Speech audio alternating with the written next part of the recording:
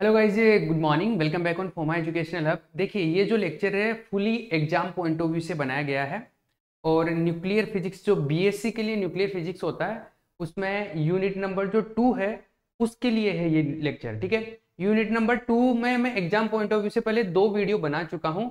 उनके अंदर वो करीबन दोनों मिला के 1.5 घंटे के हैं, तो उनके अंदर मैंने काफ़ी सारे इंपॉर्टेंट क्वेश्चन बताए थे। ठीक है, प्रीवियस ईयर से आए हुए जो इंपॉर्टेंट क्वेश्चन थे वो बताए थे। और एग्जाम पॉइंट ऑफ व्यू से ये थर्ड और लास्ट लेक्चर है। इसमें जो चीजें रह गई थी, जो 2 लेक्चर में कवर नहीं हो पाई थी, उनको डिस्कस करेंगे। ठीक है, तो चलो हम लोग स्टार्ट करते हैं। और ये कंप्लीट होने के बाद में आपको ये एग्जाम पॉइंट ऑफ व्यू से जो सारी इंपॉर्टेंट इन्फॉर्मेशन है यूनिट नंबर 2 की वो कंप्लीट हो जाएगी। ठीक है, चलिए हम लोग इसमें प्रीवियस ईयर के क्वेश्चन पेपर के अकॉर्डिंग डिस्कस करेंगे।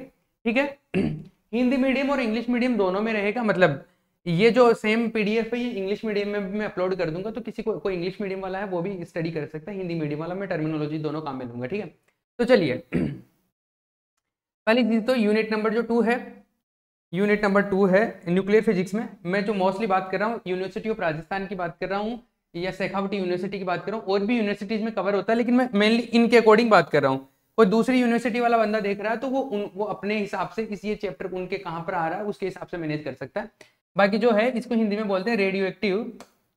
हिंदी के अंदर इस ये यूनिट है, इसमें रेडियो एक्टिव क्षय, नाभिकीय विखंडन और संलयन नाभिकीय अभिक्रियाएं हैं। मतलब nuclear reactions, fission, fusion and radio activity, ये सारे टॉपिक्स मिला के यूनिट नंबर 2 कवर करता है। ठीक है, इस यूनिट नंबर 2 में जो है एक सबसे इंपॉर्टेंट जो क्वेश्चन है ये है, सबसे जो इंपॉर्टेंट क्वेश्चन है इस यूनिट नंबर 2 का सबसे इंपॉर्टेंट क्वेश्चन जो है वो ये है, नाभिकीय रिएक्टर के विभिन्न भागों को उपयुक्त रेखा चित्र की सहायता से समझाइए। मतलब क्या है, न्यूक्लियर रिएक्टर जो है, न्यूक्लियर रिएक्टर को एक्सप्लेन करना है।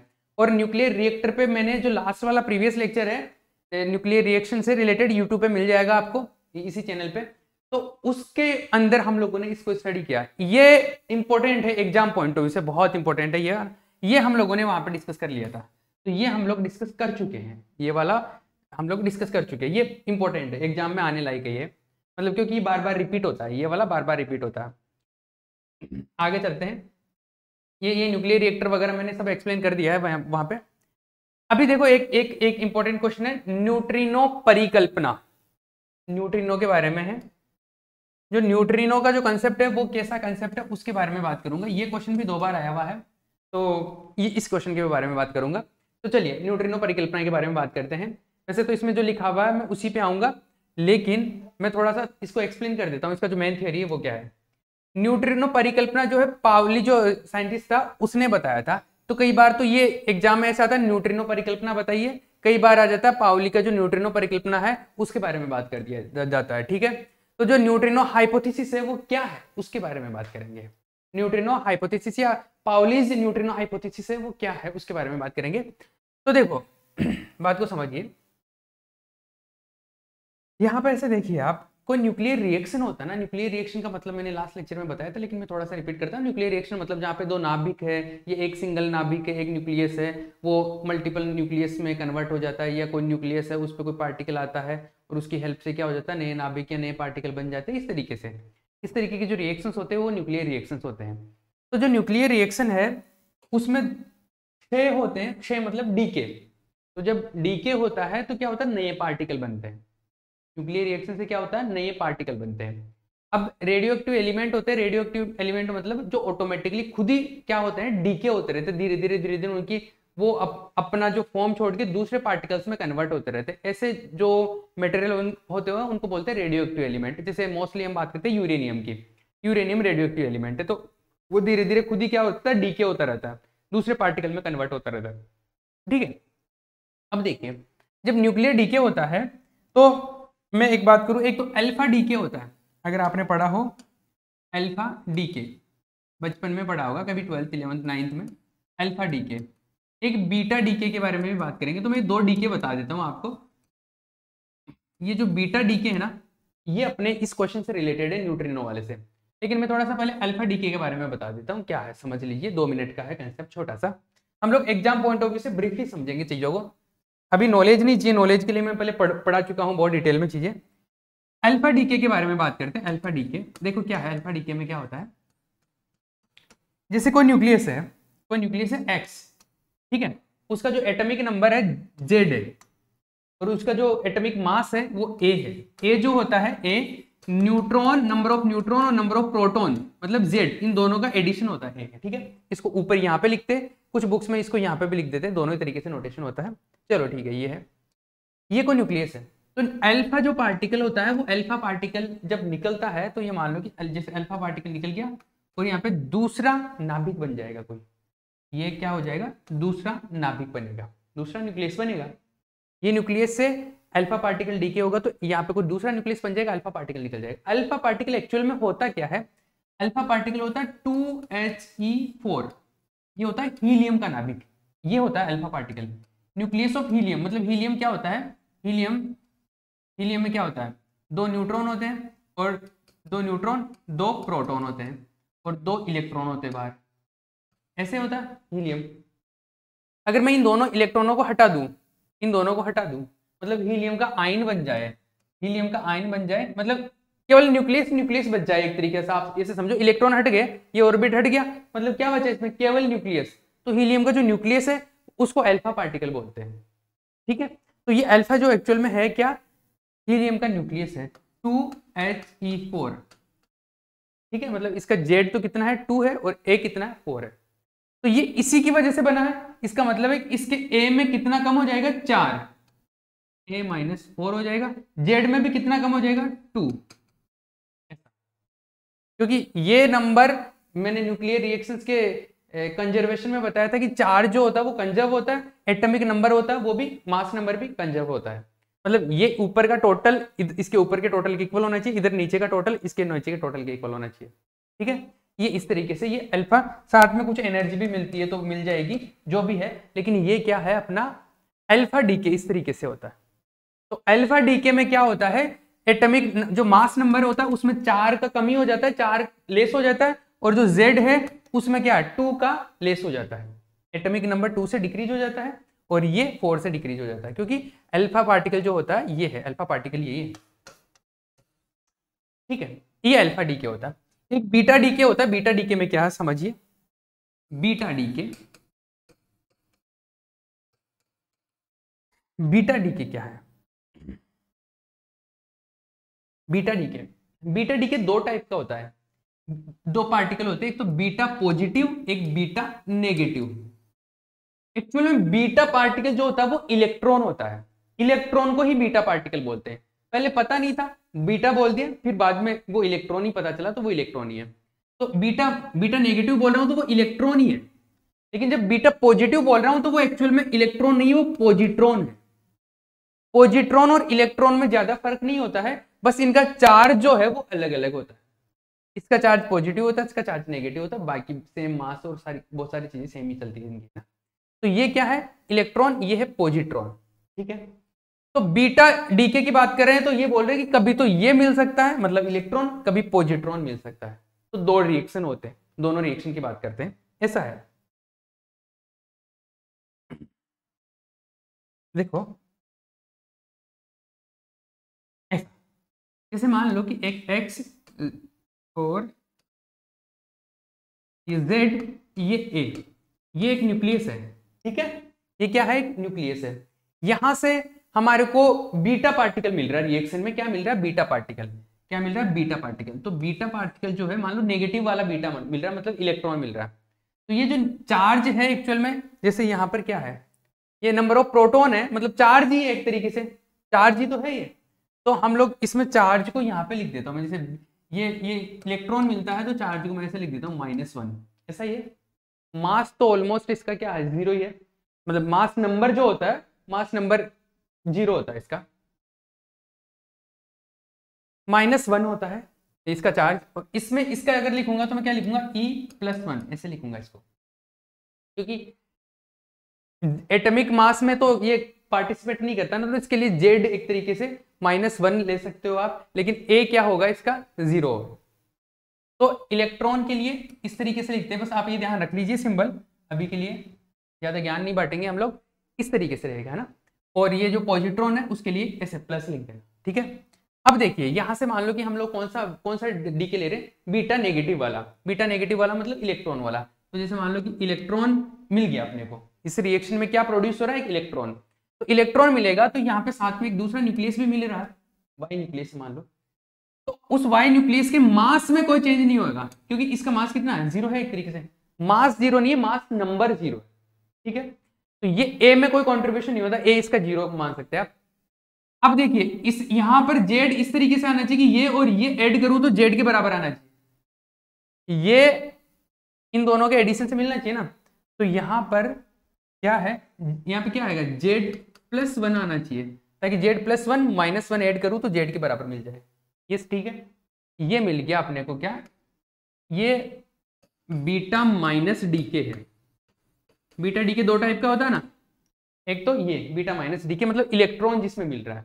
अब देखो रिएक्शन के अंदर पहले तो यही मान रहे थे कि ये बीटा डीके, लेकिन बाद में ये पता चला, क्या पता चला यार, इस रिएक्शन को सेटिस्फाई होने के लिए, सेटिस्फाई मतलब जो कंजर्वेशन लॉज है, एनर्जी कंजर्वेशन, मोमेंटम कंजर्वेशन, उनके लिए होने के लिए यहां पर एक पार्टिकल और मिलना चाहिए, एक पार्टिकल और मिलना चाहिए।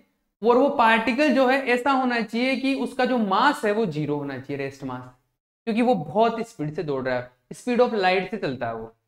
तो वो जो पार्टिकल है उसको बोल दिया न्यूट्रिनो। एक्चुअल में यहां पे जो पार्टिकल मिला उसको बोलते हैं एंटी न्यूट्रिनो, ठीक है। इस पार्टिकल को क्या बोलते हैं, एंटी न्यूट्रिनो। इसके बारे में पढ़ेंगे, इसकी क्या क्या प्रॉपर्टीज होती है, ये पार्टिकल कैसा होता है, इसके बारे में बात करेंगे। तो पहले तो आप ये समझ लो बीटा माइनस डी के जो है इसका ये है इक्वेशन, क्या मिला, इससे एक बीटा माइनस डी के मतलब इलेक्ट्रॉन मिल रहा है, इलेक्ट्रॉन का ए 0 है, ये -1 है चार्ज। तो इसमें इस तरीके से मिलेगा कि ये और ये ऐड करने पे ये मिल जाए, और ये ऐड करने पे ये मिल जाए। इसका कोई मास नहीं है, मासलेस पार्टिकल एक तरीके से, रेस्ट मास इसका 0 है। इसके पास में खाली क्या है, एनर्जी और मोमेंटम, ठीक है ना, सॉरी ये बीटा माइनस पार्टिकल है। एक बीटा पॉजिटिव पार्टिकल भी होता है, beta plus particle. Beta plus particle के बारे में बात करता हूं मैं। Beta plus decay, beta plus decay में क्या होगा, जैसे यहाँ पे इलेक्ट्रॉन एमिट हुआ है, वहां पे क्या होगा, पॉजिट्रॉन मतलब बीटा प्लस। तो देखो उसमें क्या होगा, एक्स जेड एक्स एक्स ए जेड, ये है न्यूक्लियस अपने पास में। इससे क्या बन रहा है, पॉजिट्रॉन मतलब बीटा प्लस डीके हो रहा है, बीटा प्लस डीके हो रहा है। तो ये वाई देखो क्या बनेगा यहाँ से, वाई ए में तो कोई चेंज नहीं होगा, तो बीटा डीके होता है तो ए में कोई चेंज नहीं होता है, दोनों ये रिएक्शन हो या ये रिएक्शन हो। यहाँ पर क्या आना चाहिए, जेड का वैल्यू, कि ये मिलके जेड हो जाए। तो जेड -1 कर देता हूँ, इसको ऐड करो, वापस जेड मिल रहा है ना, ठीक है, ये काम बैठ गया। तो ये बीटा क्या, कौन सा डीके हो रहा है, ये बीटा प्लस डीके हो रहा है, बीटा प्लस क्षय और ये बीटा माइनस क्षय, ठीक है। ये चीज समझ आ गई मुझको, दो चीजें। अब इसके साथ में एक और पार्टिकल बनना चाहिए, क्यों, ताकि यहां पर मोमेंटम और एनर्जी कंजर्व हो सके। तो उसके लिए एक और पार्टिकल की परिकल्पना की गई, उसके लिए और सोचा गया, उसके लिए एक हाइपोथेसिस दिया गया। इस पार्टिकल को बोलते हैं न्यूट्रिनो। क्या बोलते हैं इसको, ये है न्यूट्रिनो पार्टिकल। चमका, ये क्या है, न्यूट्रिनो, ये एंटी न्यूट्रिनो। ये लो भैया, ये दो रिएक्शन मिल गई, एक न्यूट्रिनो का, एक एंटी न्यूट्रिनो का। इसलिए इन दोनों रिएक्शंस को थोड़ा हम लोग दूसरे वे में भी बात करते हैं, कैसे समझना बात को, इसको थोड़ा सा मैं अलग तरीके से और बात करता हूं। देखो कैसे, ये वाला जो रिएक्शन है, ये वाला जो रिएक्शन है, इसमें हो क्या रहा है, समझिए इसमें हो क्या रहा है।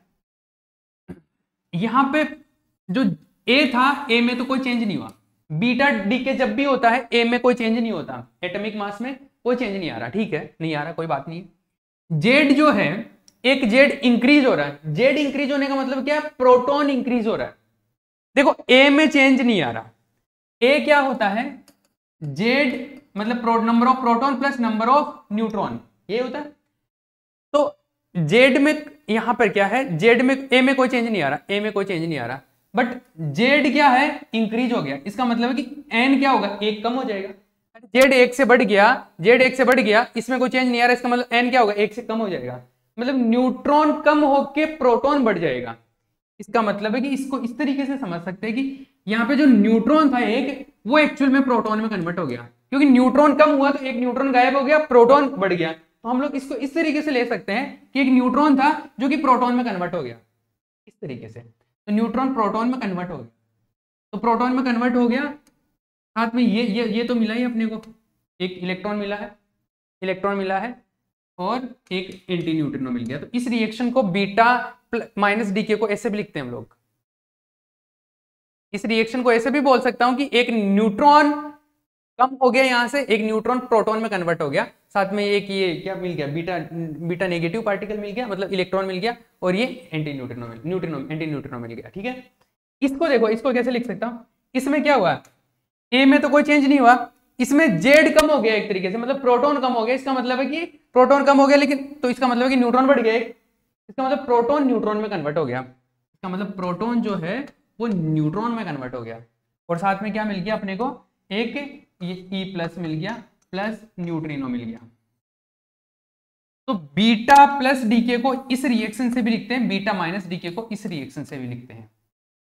ठीक है, एक्चुअल में ये दोनों रिएक्शन होती है। ये बीटा डीके आ गया, ये अल्फा डीके में ए 4 से कम हो जाता है, जेड 2 से कम हो जाता है, क्योंकि जो अल्फा पार्टिकल होता है 2He4 होता है, हीलियम का न्यूक्लियस है ये। बीटा डीके जो होता है, बीटा डीके दो टाइप का होता है, एक तो बीटा पॉजिटिव जिसमें पॉजिट्रॉन बनता है, बीटा नेगेटिव जिसमें इलेक्ट्रॉन बनता है। ठीक है, तो ये दो रिएक्शन है, इनको कैसे कैसे मैंने बता दिया कि कैसे क्या। इनमें ए में कोई चेंज नहीं आता, लेकिन ए में तो चेंज नहीं आता, लेकिन जेड चेंज हो जाता है, एक में जेड +1 हो जाता है, एक में जेड -1 हो जाता है। तो एक में तो हम लोग ये बोल सकते हैं कि न्यूट्रॉन प्रोटॉन में कन्वर्ट होता है, एक में बोल सकते हैं प्रोटॉन न्यूट्रॉन में कन्वर्ट होता है। ठीक है, अब एक्चुअल में न्यूट्रिनो की जो परिकल्पना थी, न्यूट्रिनो जो हाइपोथेसिस था, ये क्वेश्चन क्या है, ये इंपॉर्टेंट है एग्जाम पॉइंट ऑफ व्यू से इस साल के लिए। न्यूट्रिनो हाइपोथेसिस क्या है, न्यूट्रिनो परिकल्पना क्या बोलता है? न्यूट्रिनो परिकल्पना के हिसाब से ऐसा सीन है कि ये जो न्यूट्रिनो बन रहे हैं ना बीटा क्षेत्र में, वो क्या क्या है, उनके वो क्या होने चाहिए। ऐसा सोचा गया कि जब बीटा पार्टिकल का क्षय हो रहा है, बीटा क्षय मिल रहा है अपने को, मतलब कोई न्यूक्लियर रिएक्शन हो रही है उसमें बीटा पार्टिकल मिल रहा है, तो साथ में उसमें कोई न्यूट्रिनो या एंटी न्यूट्रिनो, मतलब उसको नाम तो बाद में दिया गया, पर ऐसे बोल दिया गया कि एक पार्टिकल ऐसा और बनना चाहिए जिसकी वजह से वहां पर क्या हो, मोमेंटम कंजर्वेशन भी अप्लाई हो सके, एनर्जी कंजर्वेशन भी अप्लाई हो सके, और पूरा रिएक्शन क्या है, सेटिस्फाई हो सके न्यूक्लियर रिएक्शन के अकॉर्डिंग। तो उसके सेटिस्फाई होने के लिए वहां पर और भी पार्टिकल होने चाहिए, और वो बाद में पता चला कि वो पार्टिकल जो है वो कैसे हैं, उनको न्यूट्रिनो और एंटी न्यूट्रिनो दो नाम दे दिए गए। लेकिन वो पार्टिकल ऐसे होने चाहिए जिनकी प्रॉपर्टी कुछ इस तरीके से होनी चाहिए। किस तरीके से, मतलब उनके क्या क्या गुण होने चाहिए उन पार्टिकल्स के, उन पार्टिकल्स की प्रॉपर्टीज जो है वो प्रॉपर्टीज ऐसे होने चाहिए। क्या क्या, सुन लीजिए, ये फालतू की कहानी है, फालतू की नहीं है, मतलब कहानी है, देख लीजिए क्या क्या है। न्यूट्रिनो का आवेश रहित होना चाहिए, मतलब चार्जलेस होना चाहिए पार्टिकल। अभी मैंने बोला कि उनपे कोई चार्ज नहीं होता है, ना चार्ज होता है ना मास होता है, तो चार्जलेस होते हैं। एक तो चार्जलेस, आपके जो मैंने साथ में इंग्लिश मीडियम के भी पीडीएफ अपलोड किया है, उसमें सेम चीज जो इंग्लिश में लिखी हुई है, तो समझने में कोई दिक्कत नहीं आएगी, प्रीवियस इसी क्वेश्चन पेपर से पढ़ोगे तो न्यूट्रिनो में चार्ज लेस होना चाहिए, दूसरा मास लेस होना चाहिए। मास लेस होगा तो वो स्पीड ऑफ लाइट से मूव करेगा, बहुत तेजी स्पीड से जाएगा, ठीक है, तभी वो चीजें कंजर्व रह पाती है। दूसरी और भी छोटी छोटी चीजें हैं, जैसे इसका जो स्पिन है 1/2 होना चाहिए, जैसे इलेक्ट्रॉन का स्पिन 1/2 होता है, उसी तरीके से इसका भी स्पिन कैसा होना चाहिए, 1/2 होना चाहिए, ताकि कंजर्वेशन प्रॉपर्टीज फॉलो हो सके वहां पे। तो इसका स्पिन कितना होना चाहिए, आधा होना चाहिए, ताकि इलेक्ट्रॉन के स्पिन के साथ में मिलकर कैसा हो जाए, पूर्ण हो जाए, उसका स्पिन इंटीजर बन जाए। तो ये एक प्रॉपर्टी है कि इसका स्पिन कितना होना चाहिए, आधा होना चाहिए। न्यूट्रिनो और एंटी न्यूट्रिनो दोनों का स्पिन कैसा होना चाहिए, आधा होना चाहिए। अब ये है आधा स्पिन हो रहा है, तो आधा स्पिन को फॉलो कौन करता है, जिसका स्पिन आधा होता है वो फर्मी पार्टिकल होता है। तो फर्मी पार्टिकल है, मतलब न्यूट्रिनो कैसा है, फर्मी पार्टिकल है। न्यूट्रिनो एंटी न्यूट्रिनो कैसे, फर्मी पार्टिकल से। चलो ठीक है, फर्मी पार्टिकल या फर्मियोन है। अब फर्मियोन है या फर्मी पार्टिकल है, तो क्या फर्मी डिराक डिस्ट्रीब्यूशन को फॉलो करेंगे, क्योंकि फर्मी पार्टिकल कौन सी थ्योरी को फॉलो करते हैं, कौन सी मैथमेटिक्स को फॉलो करते हैं, फर्मी और डिराक ने जो फर्मियोन के लिए दिया उसको फॉलो करेंगे, ठीक है। तो फर्मियोन किसको, फर्मी डिराक को का पालना करेंगे, इसको फॉलो करते हैं, ठीक है। दूसरी एक और चीज बोल रहा है कि जैसे विद्युत चुंबकीय प्रकृति के नहीं होने से द्रव्य में बिना किसी रुकावट के संचरित हो सकते हैं। ये बोल रहा है कि इनमें कोई चार्ज तो होता नहीं है, मतलब इलेक्ट्रोमैग्नेटिक फील्ड का कोई इफेक्ट नहीं होने वाला। तो इलेक्ट्रोमैग्नेटिक फील्ड का इफेक्ट नहीं होने वाला, तो मीडियम से पास होंगे तो वहां पे कोई इलेक्ट्रोमैग्नेटिक फील्ड का इफेक्ट नहीं होने वाला, वो एक चीज बात कर रहे हैं। इस तरीके से छोटी छोटी कुछ बातें की गई है। एक ये बोल दिया गया, जैसे हमने न्यूट्रिनो एंटी न्यूट्रिनो बोला गया, तो एंटी न्यूट्रिनो और न्यूट्रिनो क्या है, एक दूसरे के उल्टे पार्टिकल है, इनको बोलते हैं प्रतिकण, एंटी पार्टिकल बोलते हैं, एक दूसरे के एंटी पार्टिकल है। जब एंटी पार्टिकल होते हैं तो इनकी थोड़ी थोड़ी प्रॉपर्टीज अलग होते हैं, जैसे मैंने पहले बताया था वहाँ पे जो 4th यूनिट है उसमें एलिमेंट्री पार्टिकल वाले यूनिट के अंदर मैंने ये एंटी पार्टिकल का सिस्टम थोड़ा बताया था आपको। तो न्यूट्रिनो और एंटी न्यूट्रिनो क्या है, एक दूसरे के प्रतिकण है, एंटी पार्टिकल है, जिसमें काफी सारी चीजें सेम होती है, काफी सारी कुछ कुछ जैसे चीजें सेम क्या क्या सुन लो। इसका द्रव्यमान, स्पिन, आवेश और चुंबकीय आघूर्ण न्यूट्रिनो के समान ही होता है, मतलब मास स्पिन मैग्नेटिक मोमेंट ये क्या होते हैं, सेम ही होते हैं, लेकिन कुछ चीजें डिफरेंट होती है। जैसे डिफरेंट क्या होती है, इसका जो कोणीय संवेग है, एंगुलर मोमेंटम, इसका एंगुलर मोमेंटम जिसको जैसे पी से बोल दो, या जो इसका स्पिन है, इसका स्पिन और एंगुलर मोमेंटम ये मैग्नीट्यूड में तो इक्वल ही होते हैं, लेकिन क्या होते हैं, डायरेक्शन डिफरेंट होते हैं, डायरेक्शन ऑपोजिट होते हैं। जैसे इसमें क्या होता है, इसमें इसका कौन सा है, ये न्यूट्रिनो है, न्यूट्रिनो है ना, हाँ ये न्यूट्रिनो है। न्यूट्रिनो के अंदर क्या है, ये मैग्नेटिक, ये सॉरी क्या बोलते हैं इसको, कोणीय संवेग, कोणीय संवेग को बोलते हैं एंगुलर मोमेंटम। इसका एंगुलर मोमेंटम और स्पिन जो है वो ऑपोजिट डायरेक्शन में है, लेकिन इसमें एंटी न्यूट्रिनो के अंदर क्या होते हैं, दोनों सेम डायरेक्शन में होते हैं। तो डायरेक्शंस का थोड़ा बहुत इश्यू है, बाकी मैग्नीट्यूड है वो ऑलमोस्ट क्या सेम ही होता है। तो काफी सारी चीजें इनमें सेम है, जैसे मास सेम है, स्पिन सेम है, चार्ज सेम है, स्पिन सेम है, जैसे ए का 1/2 है तो ए का -1/2 होगा, ये बोलना चाह रहा है। इसी तरीके से मैग्नेटिक मोमेंटम जो है या कोणीय संवेग है उनकी डायरेक्शन भी ऑपोजिट होती है, तो कुछ चीजें डिफरेंट होती है। बाकी तो ये काफी सारे पॉइंट्स है, इनको एक बार देख लेना आप क्या क्या पॉइंट्स है, ये जो मैंने बता दी, एक्सप्लेन कर दिए हैं, ठीक है। अब यहाँ पे ये बोल रहा है, ये यहाँ पे देखो, मैं इसके हिसाब से क्यों एक्सप्लेन कर रहा हूँ, इसके हिसाब से इसलिए एक्सप्लेन कर रहा हूँ ताकि आप इसको ही पढ़ेंगे, अभी एग्जाम टाइम में थोड़ा सा टाइम तो बचा है, तो इसके हिसाब से पढ़ेंगे तो आप चीजें कवर कर सको। तो यहाँ पे देखो बीटा क्षय की 2 इक्वेशन दी हुई है, बीटा क्षय की, जैसे मैंने पहले बताया था वहां पे। तो एक तो ये है, न्यूट्रॉन से बन रहा है ये वाला, ये बीटा नेगेटिव, मतलब इसमें इलेक्ट्रॉन बनता है, ठीक है। एक ये रहा, ये बीटा पॉजिटिव वाला है, इसमें क्या बनता है, पॉजिट्रॉन बनता है। तो ये 2 इक्वेशन होगी, ये 2 इक्वेशन बता सकते हो। और ये तो इलेक्ट्रॉन कैप्चर के बारे में बताया गया है, इसके बारे में बताने की जरूरत नहीं है। यहाँ पर न्यूट्रिनो की परिकल्पना पूछा है तो न्यूट्रिनो के बारे में बात कर सकते हो, ठीक है। न्यूट्रिनो का हाइपोथेसिस हो गया। तो क्या पूछना चाह रहा था इस क्वेश्चन के अंदर, इस क्वेश्चन में पूछना चाह रहा था कि न्यूट्रिनो क्या चीज है, और है तो कब प्रोड्यूस होता है, क्या क्या प्रॉपर्टीज है, इस चीज का जवाब देना था एक्चुअल में न्यूट्रिनो हाइपोथेसिस में। ये किसने बताया, पाउली ने बताया। तो पाउली ने ये बताया कि जब बीटा डीके होता है तो वहां पर एक्चुअल में क्या है, 1-2 पार्टिकल और बनने चाहिए, जिसकी वजह से एनर्जी जो इक्वेशन है वो सेटिस्फाई हो सके और कंजर्वेशन लॉज फॉलो हो सके। तो उसके लिए उन्होंने बोला कि 2 पार्टिकल और हो सकते हैं अलग अलग रिएक्शन में, एक न्यूट्रिनो हो सकता है, एक एंटी न्यूट्रिनो, नाम बाद में दे दिए गए, लेकिन 2 पार्टिकल ऐसे होने चाहिए कि जो एक दूसरे के एंटी पार्टिकल हो और उनके जो चार्जेस है, मास है, वो कुछ इस तरीके से होने चाहिए जो हमने कहानी पढ़ी। तो लास्ट में जाके इन्होंने ये चीजें ये एक्सप्लेन कर दी कि ये क्या है, बीटा डीके की इक्वेशन जैसे होते हैं, ठीक है, जैसे मैंने ये यहाँ पे बताया। एक्चुअल में तो हम लोग बीटा डीके की इक्वेशन कैसे लिखते हैं, ये ऐसे लिखते हैं, लेकिन इसको हम लोग इसमें भी कन्वर्ट कर सकते हैं, और कहाँ गया, इसको इसमें कन्वर्ट कर सकते हैं, ठीक है। एक ही चीज है, अलग अलग फॉर्म है बस। क्लियर है, ये इतनी बात समझ आई। अब देखिए आगे चलते हैं हम लोग।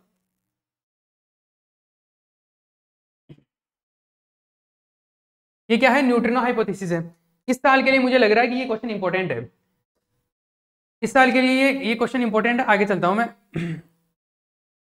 देखो ये क्वेश्चन है, सभी प्रकार की नाभिकीय विक्रियाओं का वर्णन कीजिए, न्यूक्लियर रिएक्शंस के टाइप्स बताने हैं, जो कि मैं पहले प्रीवियस लेक्चर के अंदर ये डिटेल में डिस्कस कर चुका हूं। प्रीवियस लेक्चर के अंदर हम लोगों ने डिस्कस कर लिया। आगे चलते हैं।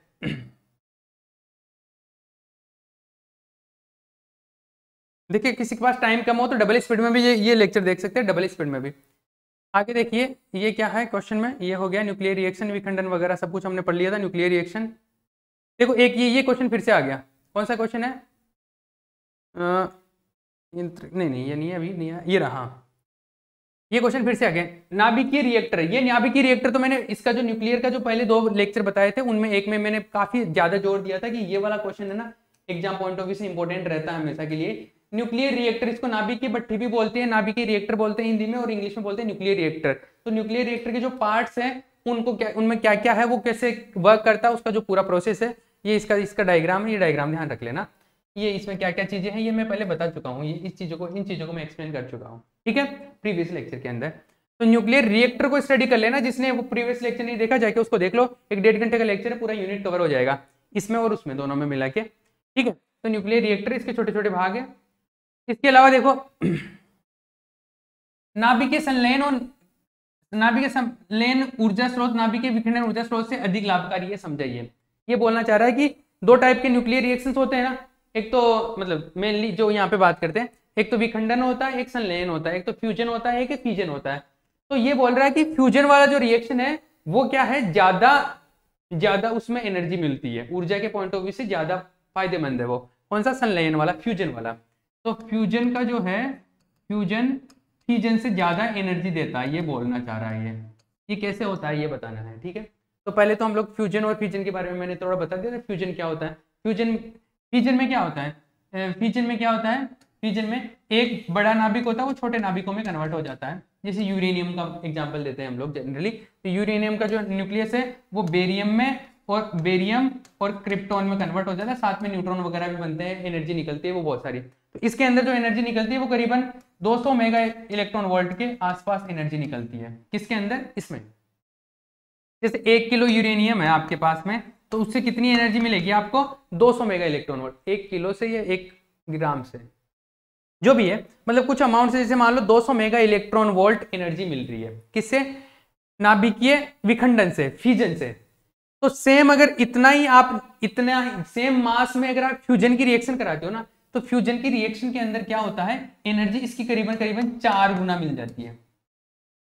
तो फ्यूजन के अंदर क्या होता है, रिएक्शन में एनर्जी ज्यादा मिलती है। जैसे तारों सितारों में जो मतलब सन या स्टार्स के अंदर जो रिएक्शंस होती है ना, वो न्यूक्लियर फ्यूजन के रिएक्शन होते हैं, संलयन के रिएक्शन होते हैं, उनमें एनर्जी काफी ज्यादा निकलती है। अब उस एनर्जी को आप यूटिलाइज कैसे करते हो वो आप पे डिपेंड करता है, बट हम लोग यूटिलाइजेशन की बात नहीं कर रहे हैं, हम लोग जस्ट सिंपली ये बात कर रहे हैं कि ये इसमें क्यों, ये इसमें एनर्जी ज्यादा मिलती है, इसमें एनर्जी कम मिलती है, ठीक है। एनर्जी ज्यादा मिलती है इसलिए इसको बोलते हैं ज्यादा लाभकारी है, ये ज्यादा प्रॉफिटेबल है या ज्यादा फायदेमंद है, ठीक है। इसका थोड़ा सा देख लो, इसका पहले वैसे इसके बारे में थोड़ा हम लोग डिस्कस कर चुके हैं, लेकिन मैं थोड़ा सा यहाँ पे और बता देता हूँ। देखिए इसमें क्या बोला गया है, बोला कुछ नहीं किया, एक न्यूक्लियर रिएक्शन शो की गई है, एक न्यूक्लियर रिएक्शन शो की गई है। यहाँ पे देखिए एक न्यूक्लियर रिएक्शन शो की गई, ये विखंडन की है यूरेनियम का। ये रिएक्शन हम लोगों ने पहले डिस्कस कर लिया, इस पे एक न्यूमेरिकल भी किया था अगर आपको याद हो तो। ये यूरेनियम वाला बेरियम बन गया, क्रिप्टॉन बन गया, और ये दिख रहा है ना, प्रॉपरली दिख रहा है, ठीक है। तो इस रिएक्शन से जो एनर्जी मिलती है, उस एनर्जी को हम लोग कैलकुलेट कर लेते हैं। एनर्जी कैसे कैलकुलेट करते हैं, मैंने बताया था, मास का डिफरेंस निकाल लो, इनिशियल मास में से रिएक्शन से पहले जो टोटल मास है माइनस उसमें से फाइनल जो मास है वो फाइनल मास मल्टीप्लाई कर दो, और इससे जो एनर्जी मिलती है इसको सी स्क्वायर से वो निकाल लेते हैं हम लोग। तो वो इस रिएक्शन के लिए एनर्जी निकालते हैं, और फिर 1 किलोग्राम के लिए टोटल के लिए पहले तो एक रिएक्शन से एनर्जी कैलकुलेट कर ली, फिर 1 किलोग्राम के लिए 1 kg के लिए कैलकुलेट करते हैं। तो देखो रिएक्शन से जो एनर्जी मिलती है फ्यूजन से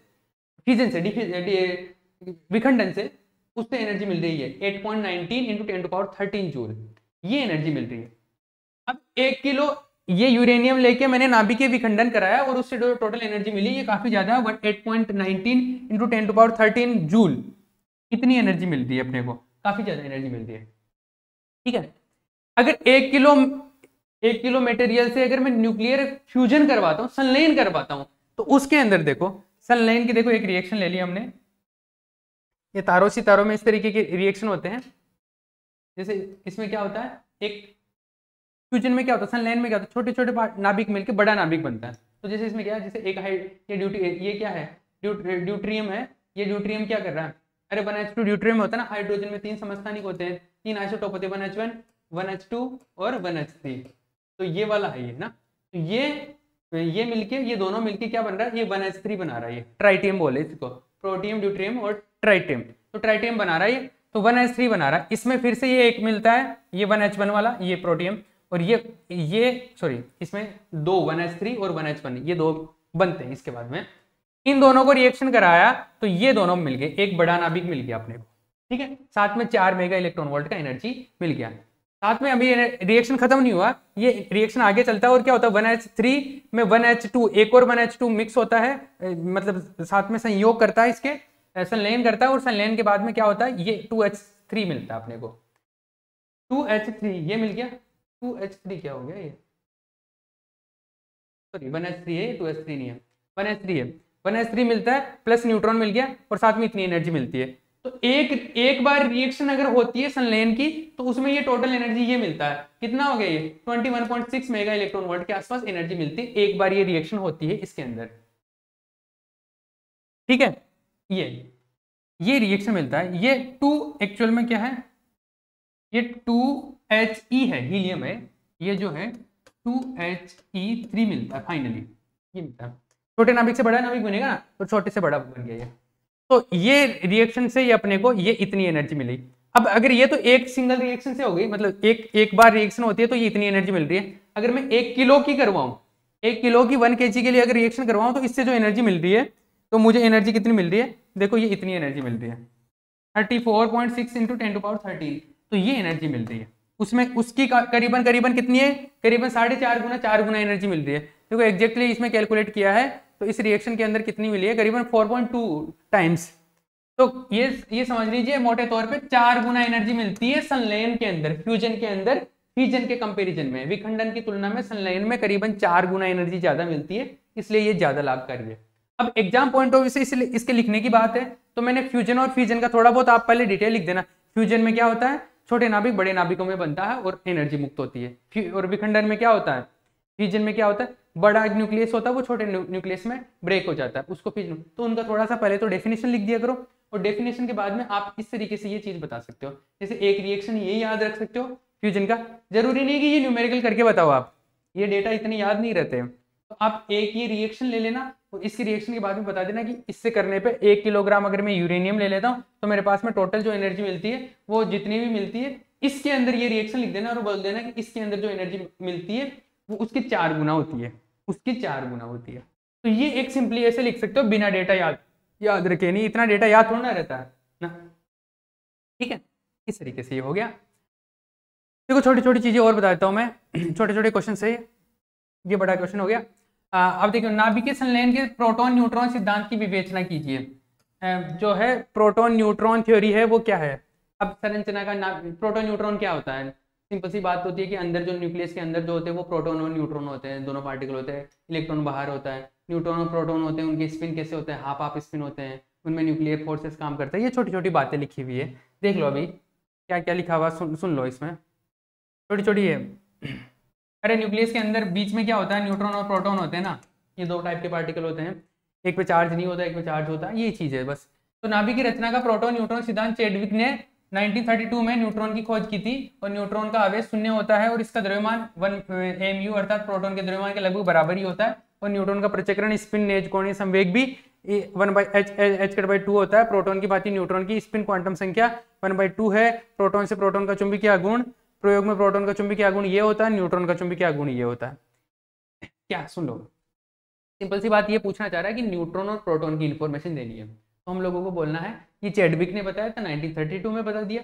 और उन्होंने बोला कि जो न्यूक्लियस है मतलब बीच वाला पार्ट, उसमें न्यूट्रॉन और प्रोटॉन 2 टाइप के पार्टिकल होते हैं और इन काफी सारी चीजें सिमिलर होती है, जैसे मास लगभग बराबर होता है, ऑलमोस्ट इनका द्रव्यमान क्या होता है, समान होता है। दूसरी चीजें, इनका जो स्पिन होता है वो भी सेम ही होता है, 1/2 स्पिन सेम होता है। ठीक है, 1/2 को हम लोग एक्चुअल में बात करें तो h/2 लिखते हैं। मैंने बताया था कैसे होता है न्यूक्लियर, उसमें क्वांटम मैकेनिक्स में 4th यूनिट में बताया था मैंने, h/2 होता है। तो ये चीज है, इसका स्पिन आप ऐसे ध्यान रखो, तो इतना नहीं लिखो तो आप डायरेक्ट भी बोल सकते हो, 1/2 भी बोल सकते हो, कोई इसमें कोई मिस्टेक नहीं है, 1/2 भी बोल सकते हो। तो इन दोनों का स्पिन क्या 1/2 होता है, जैसे होता है प्लस माइनस 1/2 भी हो सकता है, मतलब किसी का प्लस हो सकता है किसी का माइनस, लेकिन 1/2 होता है मैग्नीट्यूड। ठीक है, और इनका जो मैग्नेटिक मोमेंट होता है, चुंबकीय आघूर्ण जो होता है, इसका ये होता है, इसका ये क्वांटिटी होता है, इसका ये थोड़ा ये क्वांटिटी होता है। ये जो है वो ये μn है, इसमें भी μn है, ये μn है। इसको न्यूक्लियस न्यूट्रॉन मैग्नेटॉन बोलते हैं, नाभिकीय मैग्नेटॉन, न्यूक्लियर मैग्नेटॉन बोलते हैं। एक कांस्टेंट है, आप ये समझ लीजिए। तो इसका ये वैल्यू है कि इसका वैल्यू ये होता है, इसका वैल्यू ये होता है। ठीक है, ये छोटी छोटी बातें हैं, और भी छोटी छोटी तो 1-2 बात और बोली गई है। क्या बोला गया, देखो हाइजेनबर्ग ने ये धारणा प्रस्तुत की, नाभिक की रचना प्रोटॉन न्यूट्रॉन से मिलकर हुई है। इस परिकल्पना को प्रोटॉन न्यूट्रॉन सिद्धांत कहते हैं। मतलब यही तो बोल रहे हैं कि बीच में क्या होता है, न्यूट्रॉन और प्रोटॉन होते हैं दोनों। ठीक है, न्यूट्रॉन और प्रोटॉन के जो नंबर होते हैं, न्यूट्रॉन और प्रोटॉन के नंबर, उन दोनों को मिला के क्या बोलते हैं, ए बोलते हैं। ठीक है, ये पता है सबको। तो ये छोटी सी बात है, छोटा क्वेश्चन आया हुआ है यहाँ से, तो ये मैंने बता दिया है। ठीक है, कुछ नहीं है ये मैं यहाँ से इसलिए बता रहा हूँ ताकि आप प्रीवियस के क्वेश्चन पेपर ही डायरेक्टली पढ़ते हो तो यहाँ से चीजें समझ आ जाएगी। इसको पढ़ने पे क्या क्या है। दूसरी चीज देखो ये है इलेक्ट्रॉन नाभिक में नहीं पाया जाता, बीटा क्षय के समय नाभिक से इलेक्ट्रॉन उत्सर्जन का कारण है। ये बोल रहा है कि नाभिक में इलेक्ट्रॉन तो होता ही नहीं है, लेकिन बीटा क्षय के टाइम पर नाभिक में इलेक्ट्रॉन उत्पन्न होता है, वो कैसे होता है? अरे बीटा क्षय होता है तब नाभिक से इलेक्ट्रॉन कैसे उत्पन्न होता है? नाभिक के न्यूक्लियर रिएक्शन है ना, बीटा क्षय में क्या होता है, न्यूक्लियस ब्रेक होता है। हम न्यूक्लियर ब्रेक होता है, न्यूक्लियस ब्रेक होता है, न्यूक्लियस टूटता है, तो वहां पर इलेक्ट्रॉन कहां से आया? नाभिक में तो इलेक्ट्रॉन होता ही नहीं है, तो वो एक्चुअल में न्यूक्लियर रिएक्शन में मिलता है, वो बीटा क्षय से मिलता है, बीटा डीके से मिलता है। और बीटा डीके से कैसे मिलता है? वो बीटा डीके से ऐसे मिलता है। ये है, ये बता दिया मैंने। ठीक है, कोई इसका स्क्रीनशॉट लेना चाहे तो ले सकता है भैया। मैंने काफ़ी ये कर दिया है, लेकिन कोई इसका स्क्रीनशॉट लेना चाहे तो ले सकता है। ये देखो,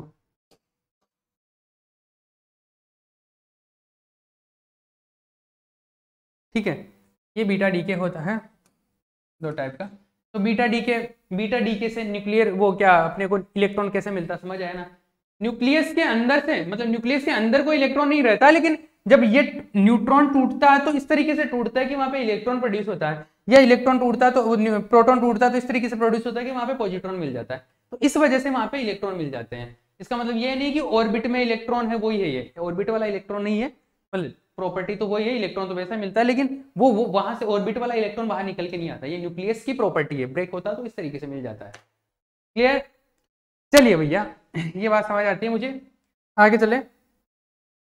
तो ये वाली जो कहानी है ना, ये वाली कहानी वो वहां से यही है। अब देखो ये पावली न्यूट्रिनो परिकल्पना, ये न्यूट्रिनो हाइपोथेसिस, वही बीटा बीटा डीके वाला, वही वही फिर से रिपीट करना है। ये लो, फिर से रिपीट किया है। ये कितना टाइम हो गया? आधा घंटा हो गया ना। ये वो फिर से वही रिपीट हो रहा है, सेम सेम क्वेश्चन रिपीट किया है। आगे देखो, आगे क्या क्वेश्चन है। स्वतः विखंडन की प्राचीर भेदन सिद्धांत तथा संबंधित आरेख के साथ व्याख्या कीजिए। या इसका क्वेश्चन को दूसरे, स्वतः विखंडन क्या होता है, इसे विभव प्राचीर, इसका पोटेंशियल जो बैरियर है उसके बारे में बात कर रहे हैं हम लोग। पोटेंशियल बैरियर का जो हाइपोथेसिस है, थ्योरी है, पोटेंशियल बैरियर का जो थ्योरी है, किसके लिए? न्यूक्लियर फिजन के लिए। वो क्या है इसको मैं बताऊंगा, लेकिन पहले इससे पहले देख लो और क्वेश्चन बचेगा इसके अंदर। इसके अंदर और क्या क्या चीजें हैं। ये एक न्यूमेरिकल है, इसमें पूछा गया है दहली ऊर्जा की गणना कीजिए, थ्रेशोल्ड एनर्जी। जो थ्रेशोल्ड एनर्जी के बारे में हम लोगों ने इसमें बात की थी, इसके ऊपर बात कर लेता हूँ मैं। थोड़ा थोड़ा एक क्वेश्चन आया हुआ न्यूमेरिकल है, देखो क्या है। ये एक रिएक्शन है ये, ठीक है, एक ये रिएक्शन है। तो ये रिएक्शन कैसी, इसको लिखने का तरीका मैंने बताया था पहले लेक्चर के अंदर, कि जैसे ये P31 है और एक न्यूट्रॉन है, साथ में क्या बन रहा है, ये सिलिकॉन 31 वाला बन रहा है, एक प्रोटॉन बन रहा है, ये रिएक्शन है, ठीक है, ये रिएक्शन है। अभी क्या करना है अपने को, इसमें दहली ऊर्जा की गणना करनी है, थ्रेशोल्ड एनर्जी कैलकुलेट करनी है। थ्रेशोल्ड एनर्जी कैलकुलेट करने के लिए अपने को पास क्यू एनर्जी होनी चाहिए, और क्यू एनर्जी का जो फॉर्मूला वो ऐसे होता है, Mi माइनस एम फाइनल, इसको सी स्क्वायर से मल्टीप्लाई करते हो तो आपके पास में क्या आता है, क्यू एनर्जी आता है। फिर क्यू एनर्जी को हम लोग थ्रेशोल्ड के फॉर्मूले में पुट कर देते हैं तो अपने पास थ्रेशोल्ड आ जाता है। तो सबसे पहले तो एम आई माइनस एम एफ को हम लोग डेल्टा एम भी बोलते हैं, तो पहले तो डेल्टा एम कैलकुलेट करो। डेल्टा एम क्या होता है, इनिशियल मास, इन दोनों का मास ऐड कर दो, वैल्यूज गिवन है, देखो मास ऑफ फॉस्फोरस ये है और न्यूट्रॉन का मास जो है ये है, दोनों का मास ऐड कर दो, इनिशियल मास आ जाएगा, और इन दोनों का मास ऐड कर दो, सिलिकॉन का और इसका प्रोटॉन का, तो क्या हो जाएगा, फाइनल मास आ जाएगा। इन दोनों का माइनस कर देंगे, डेल्टा एम आ जाएगा अपने पास। मेगा इलेक्ट्रॉन वोल्ट में कैलकुलेट करना चाहो तो मैंने एक दो न्यूमेरिकल पहले इस टाइप से करवाए थे। तो एक अगर एएमयू होता है उसकी जो एनर्जी होती है वो कितनी होती है, 931.5 मेगा इलेक्ट्रॉन वोल्ट। तो यहाँ से एनर्जी कैलकुलेट करनी है तो या तो आप इसको सी स्क्वायर से मल्टीप्लाई कर दो, फिर जूल में कन्वर्ट करके वैसे ले आओ, या फिर डेल्टा एम को आप 931 से मल्टीप्लाई कर दो डायरेक्ट। जो डेल्टा एम आए ना, सी स्क्वायर से मल्टीप्लाई करने की जरूरत नहीं, फिर ये मेगा इलेक्ट्रॉन वोल्ट से मल्टीप्लाई कर देना, डेल्टा एम जो आए उसको मल्टीप्लाई करेंगे तो आपके पास में क्या आ जाएगा, क्यू आ जाएगा मेगा इलेक्ट्रॉन वोल्ट में। जूल में लेके आना तो सी स्क्वायर से मल्टीप्लाई कर देना, वैसे वैसे करना है, ठीक है। क्यू आ जाएगा यहाँ से देखो क्यू आ गया, और क्यू में थ्रेशोल्ड एनर्जी का ये फॉर्मूला ध्यान रख लेना अभी के लिए, थ्रेशोल्ड एनर्जी का ये फॉर्मूला है, ठीक है, ये थ्रेशोल्ड एनर्जी का फॉर्मूला है। क्लियर है का? ये है, हाँ ये देखो ये क्या है, ये एम ए क्या है, एम ए है एक पार्टिकल का मास, इसका मास लिया एम एक्स और एम एक्स, देखो एम एक्स इसको बोल रहा है, हम लोगों ने ऐसा लिया था रिएक्शन स्टार्टिंग में ऐसा। ये कहाँ से बता रहा हूँ मैं, ये चीज बता रहा हूँ, मैंने फर्स्ट लेक्चर जो इसका लिया है उसमें बताया कि जैसे इसमें जो बड़ा बड़ा न्यूक्लियस है ना, इसको एक्स बोल देते हैं हम लोग, और इसके साथ में जो पार्टिकल काम में कर रहा है, इसमें कौन सा न्यूट्रॉन काम कर रहा था लेफ्ट साइड में, अरे फास्फोरस के साथ में न्यूट्रॉन ही है ना, और इधर कौन है, सिलिकॉन के साथ में प्रोटॉन है। तो ये जो है ये तो एक्स है, और ये क्या है, ए पार्टिकल है एक तरीके से, कौन सा, ए पार्टिकल। तो यहाँ पे जो मास लिया है उस मास का ध्यान रखना, ये मास का ध्यान रखना। छोटा बड़ा जो पार्टिकल है ना लेफ्ट साइड में जो बड़ा पार्टिकल है वो एम एक्स है, और जो छोटा पार्टिकल है वो एम ए है, उनका दोनों का मास दिया हुआ है तो रख देना, ठीक है। ये सब कुछ आ जाएगा इस तरीके से, ठीक है, क्लियर है क्या? ओह लग गया मैं, देखिए और क्या है, ये नाभिकीय विखंडन की श्रृंखला अभिक्रिया, इसको एक्सप्लेन किया लास्ट लेक्चर के अंदर। ये जो चेन रिएक्शन होती है न्यूक्लियर रिएक्शन में, ये मैंने इसको एक सिमुलेशन से भी एक्सप्लेन किया था, ये भी हो गया कंप्लीट। इसके बाद में नाभिकीय विखंडन संलयन में क्या अंतर है, डिफरेंस है, ये भी लास्ट लेक्चर के अंदर मैंने एक्सप्लेन किया था, इसके बारे में बात की थी। लास्ट क्वेश्चन है ये नाभिकीय भट्ठी, न्यूक्लियर रिएक्टर, नाभिकीय रिएक्टर, इसके बारे में। तो ये फिर ये लास्ट क्वेश्चन है, ये हो गया, कंप्लीट हो गया, ठीक है, हो गया ना। इसके बाद में कोई न्यूमेरिकल होगा, न्यूमेरिकल है क्या, ये न्यूमेरिकल है, ये काफ़ी टाइम पहले आया हुआ है, 2010 12 13 में, इसमें कोई आने के चांसेस नहीं है, इसको छोड़ो अभी एक बार। इसमें जो सबसे ज़्यादा एक क्वेश्चन रह गया उसको एक्सप्लेन करूंगा, लेकिन सबसे पहले सबसे इंपॉर्टेंट क्वेश्चन है वो कौन सा है, न्यूक्लियर रिएक्टर का। इस पूरी यूनिट में, यूनिट नंबर 2 में सबसे इंपॉर्टेंट जो क्वेश्चन है वो कौन सा है, न्यूक्लियर रिएक्टर का क्वेश्चन है, नाभिकीय भट्ठी का सबसे इंपॉर्टेंट क्वेश्चन है, नाभिकीय भट्ठी का, ठीक है, ये सबसे इंपॉर्टेंट है। दूसरा कौन सा है,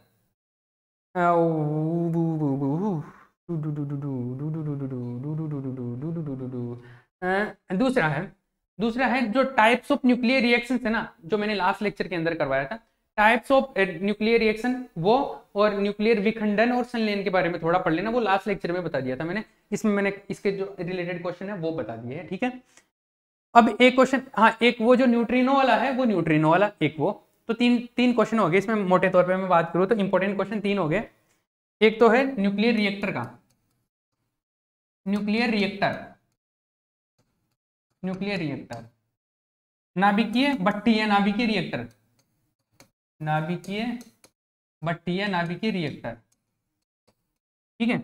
एक कौन सा है, एक है क्या बोलते हैं उसको, नाभिकीय अभिक्रिया, नाभिकीय अभिक्रिया, न्यूक्लियर रिएक्शन, ठीक है। एक जो है, एक कौन सा है, एक है न्यूट्रिनो वाला, इसके अंदर संलयन और जो विखंडन है वो दोनों आ जाएंगे, फ्यूजन एंड फिजन वो दोनों आ गए इसके अंदर। एक जो है कौन सा है, ये न्यूट्रिनो वाला,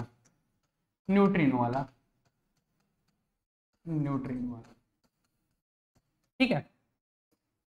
वैसे तो इस बार 50% कोर्स ही अटेम्प्ट करना है, 50% कोर्स ही अटेम्प्ट करना है, और 50% का मतलब ऐसा है कि जैसे मान लो कि आपका फिजिक्स का पेपर है 34 मार्क्स का, तो आपको 17 मार्क्स का अटेम्प्ट करना है, और 17 मार्क्स का आपका जहां से दिल करे ना वहां से उठा के कर लेना।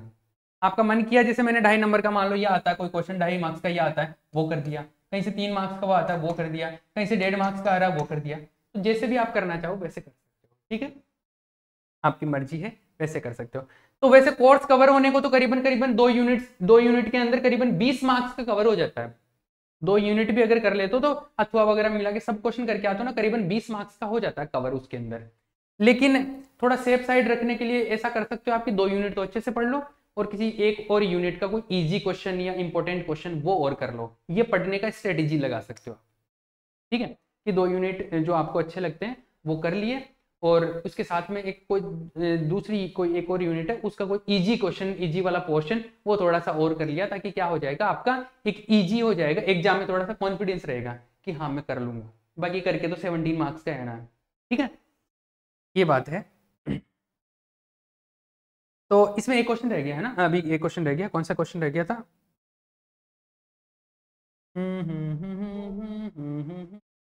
देखो देखो देखो देखो देखो कौन सा क्वेश्चन,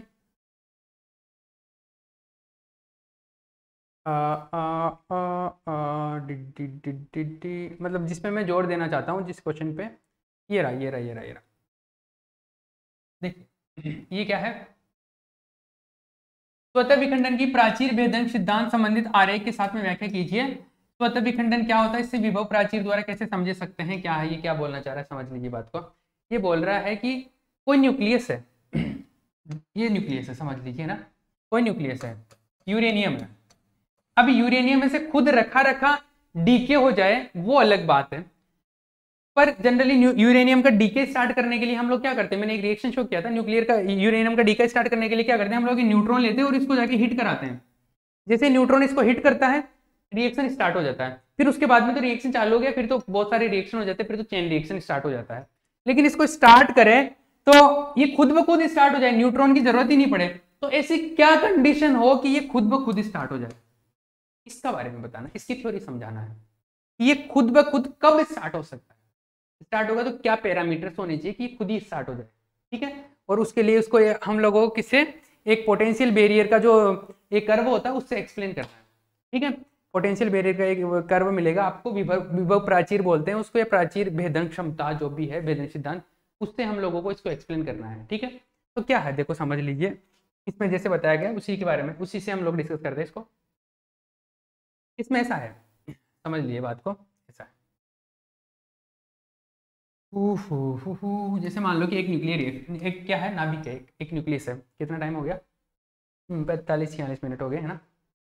तो ये इसका मतलब ये हो गया कि यूनिट नंबर 2 इस लेक्चर को मिला के 2 लेक्चर पहले मिला के करीबन 2.5 घंटे के अंदर पूरी यूनिट नंबर 2 कवर कर ली हमने प्रीवियस ईयर्स के क्वेश्चन पेपर्स, ठीक है। क्वेश्चन पेपर्स इंपॉर्टेंट है, वो ऑलमोस्ट सारी चीजें कवर हो जाती है, ऑलमोस्ट, पूरा वैसे नहीं पर almost, exam point of view से सारी चीजें कवर हो गई है, तो ठीक है ये चीजें।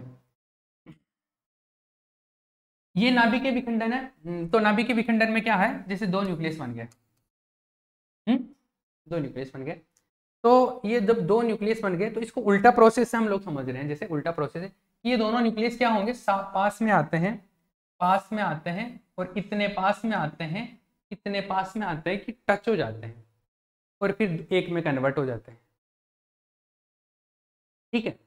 जैसे पानी की बूंदों को देखा आपने, पानी की बूंद, जैसे एक पानी की बूंद मैंने डाल दी कहीं पे, एक पानी की बूंद डाल दी, इसके पास में दूसरी पानी की बूंद डाल दो, अब ये टच हो जाते हैं, धीरे धीरे धीरे क्या हो जाता है, ये एक बूंद में कन्वर्ट हो जाता है, मतलब वो फैल के पूरा एक बूंद में कन्वर्ट हो जाता है, इस तरीके से, तो एक में कवर हो जाता है वो थोड़ी देर बाद में। तो उसी वे में ये जो है, ये लिक्विड ड्रॉप मॉडल होता है इसका एक लिक्विड ड्रॉप मॉडल से इस चीज को एक्सप्लेन किया जाता है, लेकिन वो मॉडल नहीं बता रहा मैं, आप ये समझ लीजिए कि जैसे 2 न्यूक्लियस है वो एक में कन्वर्ट हो रहे हैं, तो क्या हो जाता है, साथ में जुड़ गए, बट एक्चुअल में क्या हो रहा है, एक नाभिक वो 2 में टूट रहा है, विखंडन हो रहा है, एक न्यूक्लियस 2 में फिजन हो रहा है इसका, ठीक है, ब्रेक हो रहा है। तो ये जो प्रोसेस है ये कब हो सकती है कब नहीं हो सकती, इस चीज के लिए समझ लो बात ऐसा है कि जैसे क्या है, कोई भी 2 पार्टिकल पास में आते हैं, चार्ज्ड पार्टिकल आवेशित कण है, तो उनमें क्या होता है, पोटेंशियल ऊर्जा होती है, उनमें स्थितिज ऊर्जा होती है। क्यों स्थितिज ऊर्जा होती है, जैसे मैं इसको इस तरीके से समझता हूँ कि जैसे मान लो कि सिंप्लीफाई करने के लिए, ये जो न्यूक्लियस है इसका जो एटॉमिक नंबर है वो Z/2 है, इसका कितना है, Z/2 है, ऐसा लिया है इसमें एग्जाम्पल में जो लिया है उसके हिसाब से चलता है, Z/2 लिया है या और कुछ लिया है, इसमें जो लिया है ना उसी वे में लेते हैं ताकि सेम कैलकुलेशन रहे, तो आपके लिए इजी रहेगा समझना। हाँ इसमें लिया है कि 2 है, 2 पार्ट है, 2 टुकड़े हैं, एक का जो द्रव्यमान संख्या A/2 है, दोनों का A/2 है, और इनका जो है Z/2 है, ठीक है। परमाणु क्रमांक जो है Z/2 एटॉमिक मास है, एटॉमिक नंबर है, और A/2 क्या है, इनका एटॉमिक मास है। ऐसे हमने एक एग्जाम्पल ले लिया, Z/2 है और इसका A/2 है, ठीक है। मतलब ये है कि ये एक्चुअल में ये इसमें टूटा होगा इन दोनों में, ये समझने की कोशिश कर रहे हैं।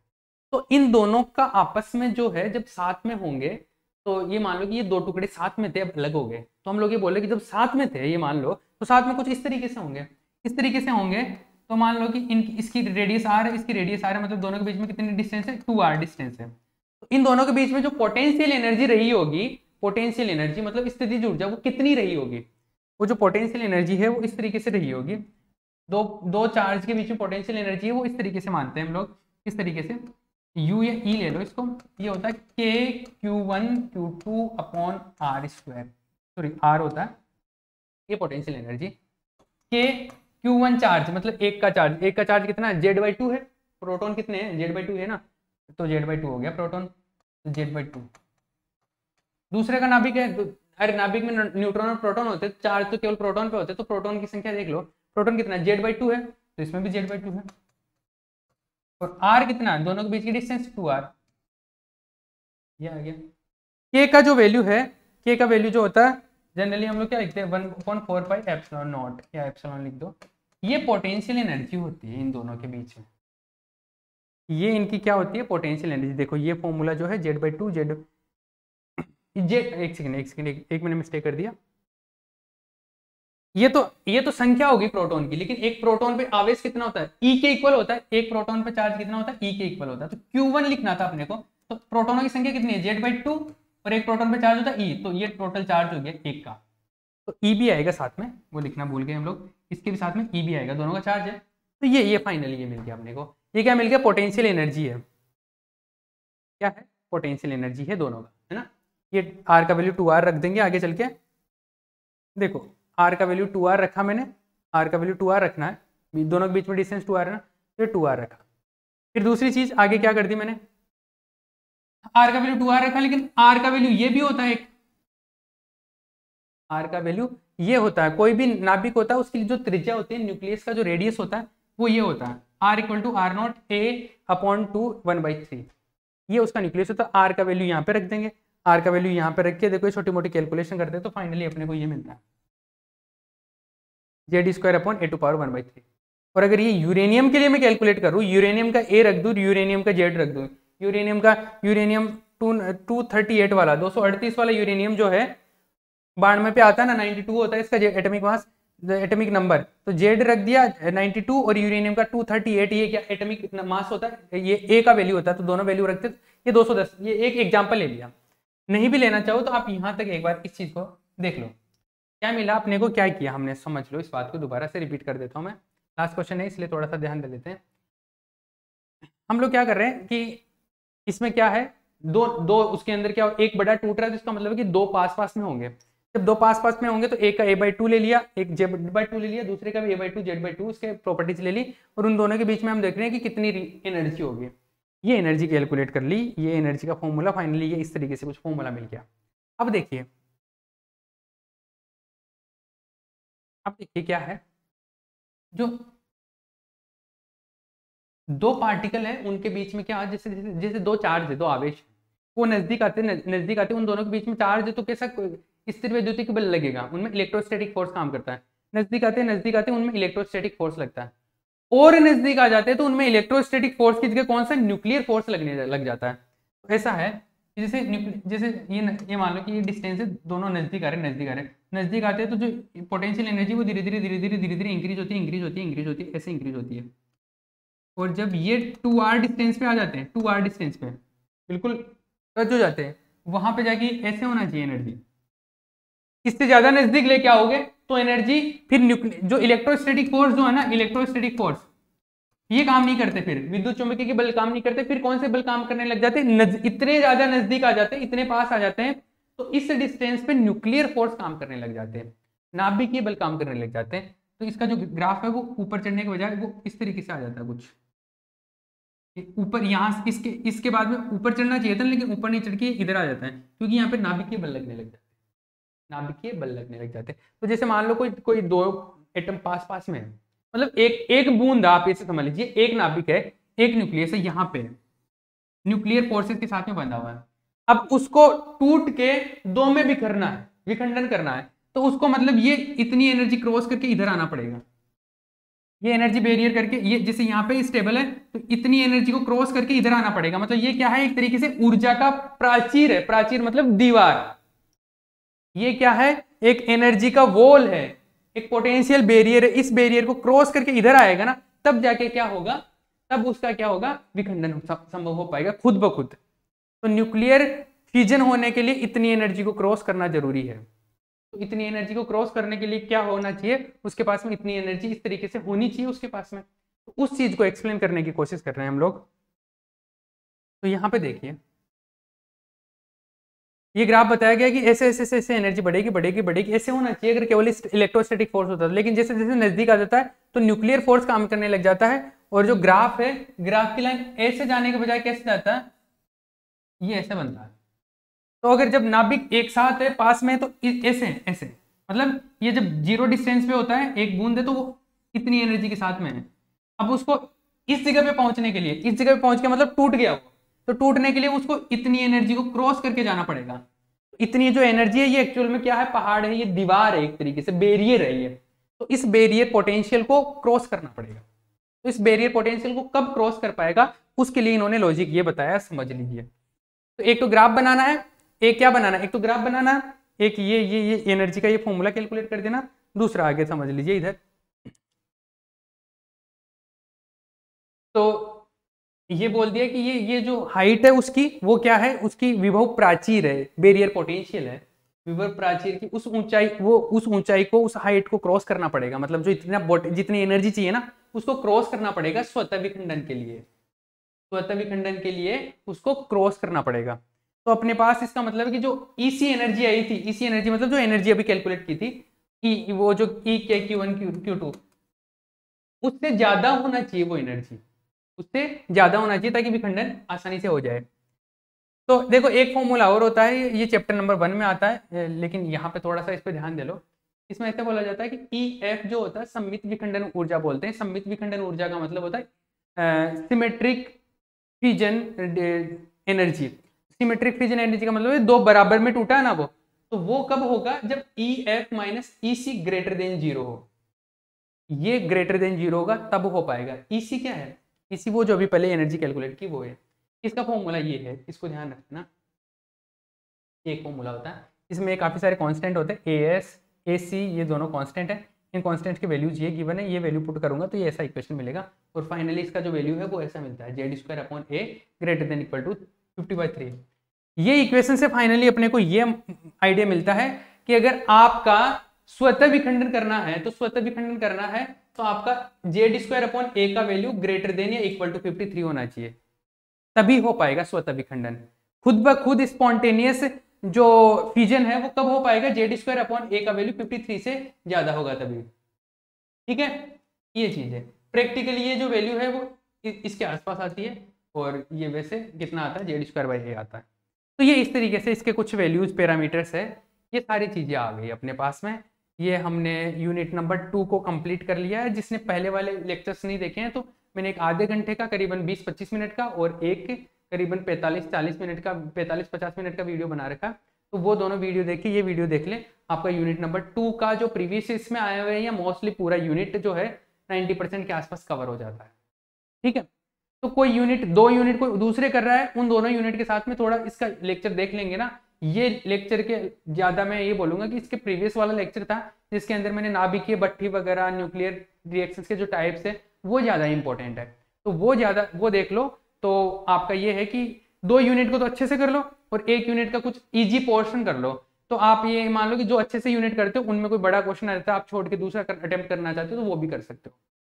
ठीक है, इस तरीके से तो आपका वैसे तो 2 यूनिट में भी काम हो जाता है, लेकिन बाई चांस आपका कोई 2 यूनिट में किया उसमें से कोई क्वेश्चन आप नहीं कर पाए या कोई डिफिकल्ट पड़ गया या आपको याद नहीं रहा, तो आप दूसरी यूनिट से भी उसको कंपनसेट कर सकते हो। ठीक है, तो ये यूनिट कवर कर लेना। इंग्लिश मीडियम के और हिंदी मीडियम के दोनों के नोट्स है ना जो ऐप के ऊपर मिल जाएंगे। ऐप का डिस्क्रिप्शन में मैं लिंक डाल दूंगा, वहां से डाउनलोड कर लेना।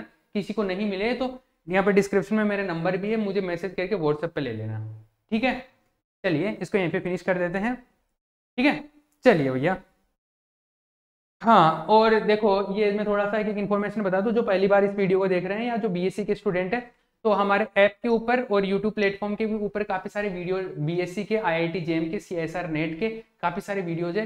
हम वैसे पूरा स्टडी ऐप के ऊपर होता है। जो पहली बार देख रहे हैं ये कोर्स का स्ट्रक्चर जिनको पता नहीं है, तो आईआईटी जेएम या सीएसआर नेट की जो प्रिपरेशन करना चाहते हैं वो ऐप के ऊपर आके वहां से कर सकते हैं। लाइव क्लासेस होते हैं, रिकॉर्डेड मटेरियल मिलता है, टेस्ट सीरीज वगैरह वहाँ पे रहता है सब कुछ, तो वहाँ से प्रिपरेशन कर सकते हैं। किसी को डेमो वगैरह देखने हैं तो यूट्यूब के ऊपर यहाँ पे, जहाँ पे ये देख रहे हो आप, यहीं पे यूट्यूब के ऊपर काफ़ी सारे प्लेलिस्ट के अंदर जाके देखोगे ना, सीएसआर नेट के, आईआईटी जेएम के काफ़ी सारे क्लासेस मिल जाएंगे डेमो के लिए, तो वहाँ पे से आप देख सकते हैं। ठीक है, आपके कोई फ्रेंड्स वगैरह है तो उनको भी बता सकते हैं। ठीक है, चलिए, best of luck for your exams.